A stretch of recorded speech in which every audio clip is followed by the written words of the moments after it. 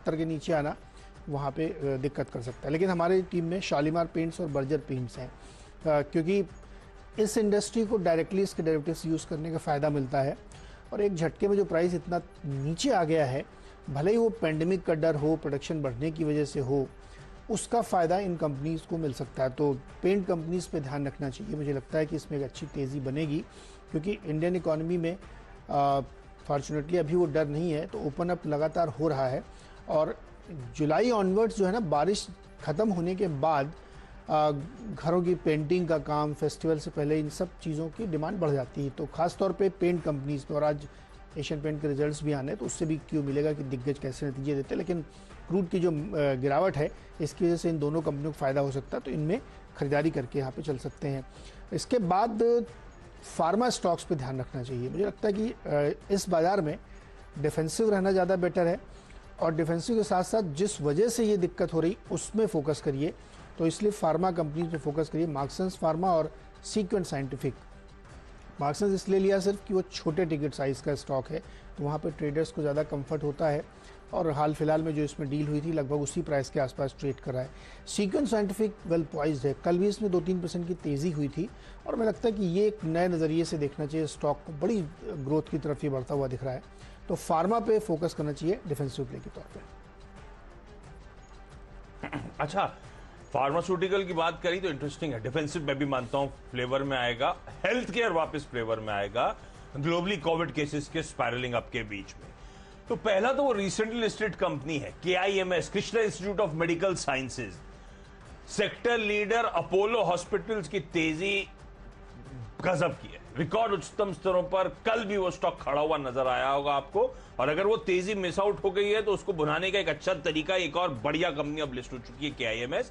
आज भी वैल्यूएशंस का कंफर्ट है अपने पीयर्स के मुकाबले, रीजनल हॉस्पिटल चेन है, बहुत हाई ऑक्यूपेंसी रेट्स हैं, एक्सपेंशन बहुत तगड़ा है, अब तो टियर 1 सिटीज की तरफ एक्सपेंशन की तैयारी है, और कॉस्ट एज है अपने पीयर्स के मुकाबले। जो ऑपरेशंस ये करते हैं सस्ते में करते हैं पीएस के मुकाबले, वो सब बड़ा इसके बढ़िया मोड्स हैं। मुझे लगता है Krishna institute of medical sciences राह पे रखते हैं खरीदारी करने के मौके, और ये स्पेस भी स्वीट स्पॉट में। कई लोग कह रहे थे कोविड केसेस अब ठंडे पड़ेंगे तो उसके बाद ये hospital change, non Covid cases की ऑक्यूपेंसीज वापस सॉलिड तरह से बढ़ रही है।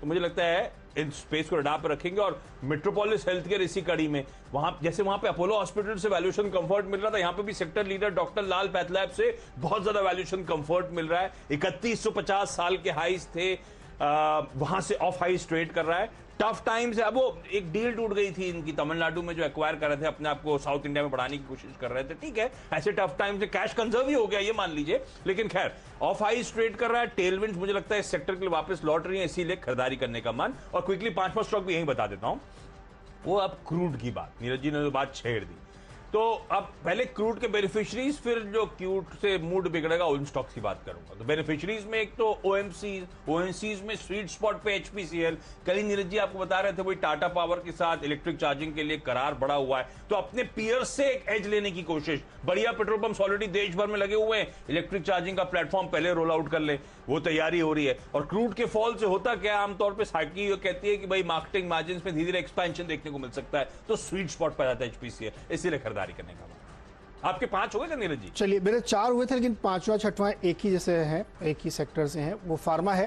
तो हमने कहा था कि डिफेंसिव में रहिए, तो 2 आपको मैं मार्क्सन्स और सीक्वेंस साइंटिफिक बताया था, और अगले 2 स्टॉक है, एक सिंजीन को ध्यान में रखिएगा, और लॉरस लैब डिपेंडेबल के तौर पे। देखिए, ये जो तमाम फार्मा कंपनीज में आपको बता रहा हूँ, ये irrespective of fall and highs है, इनमें एक बड़ी तेज़ी का रुझान बन रहा है इनके बिजनेस मॉडल को देखते हुए, इनकी ग्रोथ को देखते हुए, और पिछले क्वार्टर के नंबर्स को देखते हुए। इसलिए इनको मैं सजेस्ट कर रहा हूँ कि इसमें ध्यान रखिएगा। और ऐसे माहौल में जहाँ पर डिफेंसिव प्ले अगर आपको करना है, तो उन स्ट्रॉन्ग कंपनीज में करना चाहिए जहाँ के ग्रोथ का पाथ आगे बहुत विजिबल है आपको। लॉरस लैब को जैसे हमने कई बार बताया कि इनके जो एक्सपेंशन प्लान है, जो नई कैपेसिटी एड कर रहे हैं, उसका बड़ा फ़ायदा इनको मिलेगा। और बिल्कुल वैसा ही जो है सिंजीन है, सिंजीन एक तरीके से एक प्लेटफॉर्म बिजनेस है।